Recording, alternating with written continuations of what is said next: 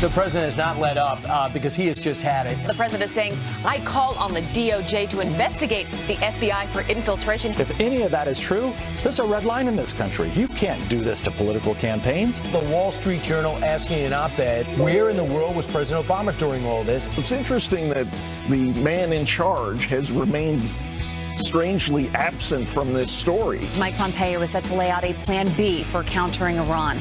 The comprehensive strategy involves reimposing sanctions. The Billboard Music Awards takes up gun control. I'm so sick of moment of silence. Like, it's not working. Why don't we do moment of action? Why don't we do moment of change? Why don't we change what's happening? Hillary Clinton, she's still out and about. She was at Yale University yesterday, still talking about Pathetic. the election. I went for long walks in the woods. I had my fair share of Chardonnay. I practiced yoga and alternate nostril breathing. No, I'm not over it.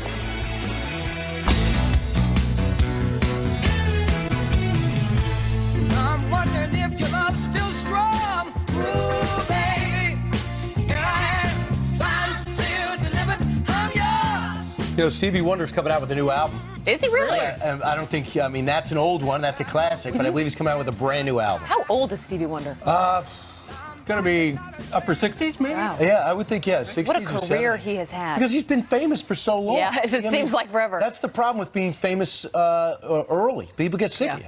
But He not is Stevie 68 Wonder, is we're what our happy to see producers him. say. He is 68 years old. Well, that was a great song to lead in, though, this morning. Signed, sealed, and delivered, because that is where we begin with the news today. If you were following Twitter yesterday, President Trump is doubling down, pushing back on the DOJ, saying you now need to investigate the FBI for infiltration. Here's what he tweeted. He said, I hereby demand, and will do so officially tomorrow, which is today, that the Department of Justice look into whether or not the FBI, DOJ infiltrated or surveilled the Trump campaign for political purposes, and if any such demands or requests were made by people within the Obama administration. That's right. And then a number of hours after that, Rod Rosenstein, who is the Deputy Attorney General, he, at the Department of Justice, decided that what they would do is the Department of Justice will investigate the Department of Justice. And in fact, the Inspector General, Michael Horowitz, will then be put in charge of figuring out whether anything inappropriate was done by the FBI, and did they indeed spy on the Trump campaign back mid-2016, maybe early 2016. In case you are getting confused, join the club. I take a day off to do a shoot on Friday. The whole world changed. It took me a day to catch up. So I understand you guys have got 20 million things going on. It's hard to catch up. It's our job to make it simple. So here's what I would, the takeaway. When President Trump is good, what concerns President Trump is that while he's running for office, somebody out there in the FBI thought it was imperative enough to hire a 73-year-old Cambridge professor who has been charged with spying before for political campaigns back in the 80s, was mobilized to catch up with Carter Page and Papadopoulos to probe them to see what they knew. There's not one person on the planet who thinks they played a major role with the Trump campaign. But the question is, how did these two people get targeted? Why did Papadopoulos get $3,000 to meet up with this professor because he has an expertise in energy in the Mediterranean? And then he probed him at lunch. Carter Page, he went to a seminar that he was giving, at which time he asked questions about the Trump campaign. This is in the spring. What prompted that? And then you find out about this drunk conversation in London you kept hearing about with the ambassador from Australia happens to be talking to Papadopoulos. And after a few glasses of wine, he mentioned that there's Hillary Clinton emails coming, or Russian emails coming forward. Well, this ambassador from Australia might be a great guy, but we also know that he wrote a $20 million check to the Clinton Foundation. Right. Why was this happening? If you're President Trump, why wouldn't you be like a caged lion, wondering if while you're running for president, the FBI has been mobilized against you? Well, when you start to put all these pieces together, and some congressional Republican investigators have started to do that, is they realize that, wait a minute, things were happening way before the official announcement of the start of the investigation. And was it to try to simply, get a feeler into the campaign so that then the FBI or the CIA or whoever it was could say, look, we got somebody on the inside who just said this. Rod Rosenstein, as the Deputy Attorney General yesterday, after the president sent out this tweet, sent out this message. He said, if anyone did infiltrate or surveil participants in a presidential campaign for inappropriate purposes, we need to know about it and take appropriate action. This reminds me of Newton's third law of political politics, right? This boomerang effect. Right. What everyone was thinking all this time was, what's going to happen to President Trump? He's the one that's going to be in trouble. His campaign, his administration will be in trouble. And what we're continuing to see, especially with that New York Times piece that came out last week, the early days of this campaign, this could ultimately turn and be terrible on the FBI at the end of this thing. Well, the FBI looks terrible right now. We should point out as well, Rudy Giuliani made news yesterday. He announced that apparently he has been in contact with the Mueller team, and they said if the president sits down and does an interview, maybe around the 4th of July, they should be able to wrap this up by the 1st of September 1st. They also said, this is according to Giuliani, that they want to speak personally with this informant, with the spy that came on early campaign, because the spy could ultimately tell the FBI anything that the spy wants, right? They want to make sure that it makes sense from what they remember. We're choosing not to say his name, but if you just read the Wall Street Journal, New York Post, you can say his name. He's got a track record that's classified. Right. Okay. Good luck with that. Yeah. So it's out, and it was indicated on a New York Times article. They buried that part of the story right in the middle of like a 4,000-word story. But I'll just add one more layer to this. They thought they could do this and pull this off, and they never thought that they were dealing with the president. He is somebody that takes on every fight, and a lot of times it works against him, whether it's Rosie O'Donnell or whether it's Kim Jong-un. In this fight, he feels like he's being unjustly targeted. They thought he was going to sit back and let lawyers fight. He is like a caged lion because he knows he's been wrongly accused. And I am not. And that the evidence that was used was more like opposition research than digging up real intel. Here's the thing. We never were supposed to get this far. Hillary Clinton was going to win the election. There would never be an investigation. And now suddenly the investigators are investigating the investigators. And remember, the early days of this, right, were under former President Barack Obama. You talked to James Freeman last hour on the show from the Wall Street Journal, and he says that former President Obama may want to weigh in on all of this soon. Here's what he told us.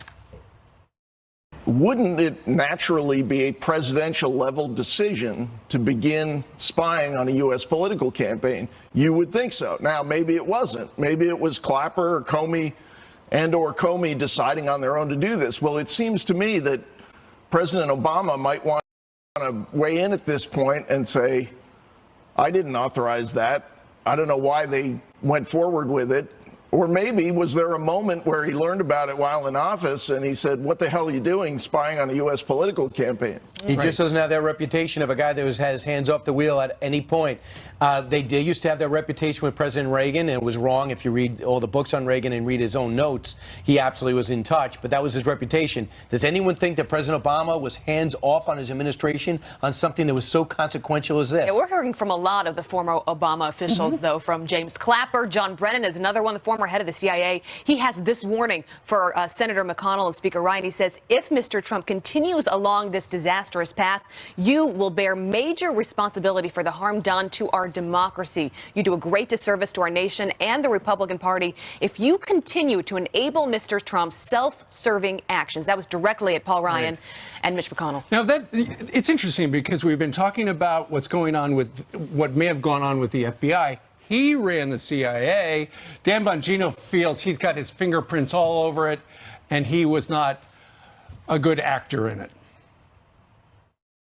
John Brennan has disgraced himself. He's disgraced the country. He's disgraced the intelligence community. He is the one man largely responsible for the destruction of Americans' faith in the intelligence community and in some people at the top of the FBI. He knows about the dossier. He denies knowledge of the dossier. He briefs the Gang of Eight up in the Hill about the dossier, which they then use to demand the FBI start an investigation into Trump. It is that simple. This guy is the genesis focus of this whole debacle, this Obamagate spying scheme. I watched David Brooks in the New York Times, and David Brooks is not a fan of President Trump, but he says, does anyone think, just instead of getting all gummed up in what's next and all how everything's connected, does anyone think that the administration, that the campaign, which went through all the campaign directors, that was winging it, they didn't have the ground game, they didn't have all these things, but they are the ones to pull off the first collusion with another country to throw an election? Does you just think for a second? He says you can't even buy it. The big scandal is if there was some sort of, the government trying to infiltrate the campaign. That is a gigantic scandal. But to have the Inspector General of the Department of Justice look into it, keep in mind, he can't talk to Brennan, he can't talk to Clapper or Comey or McCabe or any of them because he does not have subpoena power. He can only talk to people who are still at the Department of Justice. All right. Is this going to get to the bottom of it? Yeah. But it doesn't mean they won't, because Brennan might say to himself, right, but they could say, no, I'm not going to. But if I'm Brennan, Clapper, and Comey, I better get my point out, because this Inspector General is going to put it out there that these questions are out and they refuse to answer. I think that's a great point. A lot of them may not be sleeping well. It's got to be a lately. different kind of investigation. All right, well, this is not the way to do it. Email us what you think of all this. Friends at foxnews.com. Want to hear what you think. But for now, we've got a lot of other headlines to get to. Jillian Mealy with some of those. I didn't sleep well last night either. Really? Yeah, I think it was just Sunday Sometimes thing. you just have one of those nights. Too much rest. I know. That's what happens on the weekends, right? Good morning to you guys, to you at home as well. Texas Governor Greg Abbott calling for a statewide moment of silence today to honor the 10 victims of the Santa Fe High School shooting. The first of those victims, Sabika Sheikh, just laid to rest. The exchange student from Pakistan, remembered by her host family. I had no idea what God was going to send us. But he sent us one of the most precious gifts that I've ever had in my life. She loved us, and she was the most amazing person I've ever met. Video now surfacing of the shooter dancing at his family's church just days before the massacre. And we even learned some really disturbing information that he actually cheered as he carried out the rampage. We expect to learn even more at a press conference later today. A desperate manhunt intensifying right now for 2 suspected killers who broke out of jail. A third escaped inmate now back in custody in South Carolina. The 2 men on the run, you see them right there, Tyshawn Johnson and Curtis Ray, are facing separate murder charges and are considered to be dangerous to the public. All 3 men escaped from the Orangeburg County Detention Center after overpowering a corrections officer Saturday night. Candidates making their final push for votes before primaries in 4 southern states tomorrow. 4 Democrats are targeting the seat of Trump-backed Georgia Congresswoman Karen Handel, who won a special election last year. Gubernatorial and congressional primaries taking place in Georgia and Arkansas. Congressional nominations are also on the line in Kentucky. And in Texas, Democratic runoffs are set for both Congress and the governor's race. Well, they were called to break up the fun, but instead these cops join in on the fun. Police officers going viral for jumping into prom photos with a group of teens in Bangor, Maine. The police department posting this photo online, writing that the officers wore a classy gun belt and black prom gloves and their best ballistic vest. Someone called the cops to report the kids blocking the street.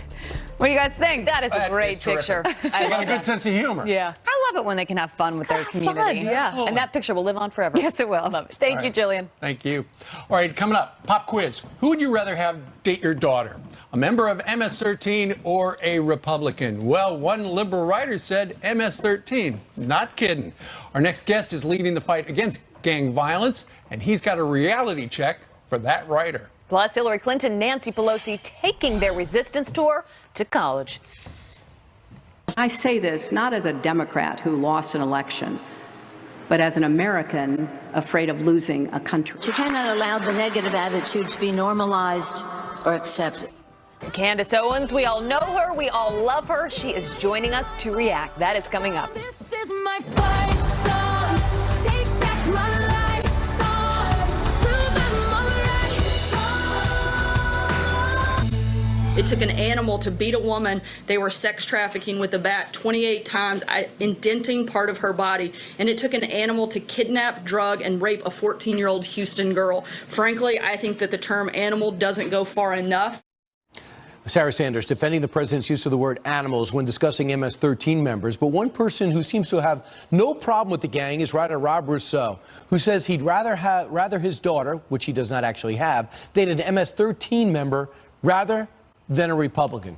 Joining us right now is someone who is all too familiar with the gangs, especially MS-13, Nassau County, Long Island Police Commissioner Patrick Ryder. Commissioner, when you saw that article, what did you think? You want the best for your children, not the worst. MS-13's motto, kill, rape, control, that's what you want dating your daughter? Who are these people? They're very violent people that have come to this country. They take up different methods of crime to support their efforts, but a lot of it has to do with violence and control. They cut out body organs and leave it on top of the bodies.